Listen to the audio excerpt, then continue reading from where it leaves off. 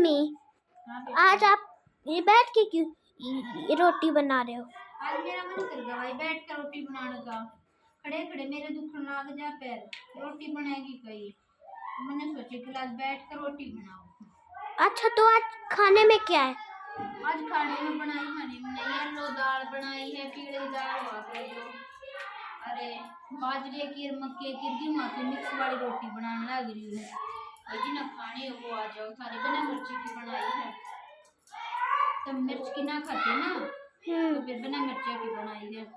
भाई जिन्हें खानी हो आ जाओ, गरम गरम रोटी बनाने लग रही है बाजरे की और मक्के की और उसकी गेहूं की मिक्स आटा पिसवा रखा मैंने, उनकी मिक्स वाली रोटी बनाने लग रही हूँ। और दाल बना रखी है, गरम गरम दूध कर दिया बड़का का, ठंडे में पड़ा तो गाजे तो खा को अपने गुदड़ा में पड़ेगी। आ जाओ भाई जिन्हें खानी हो।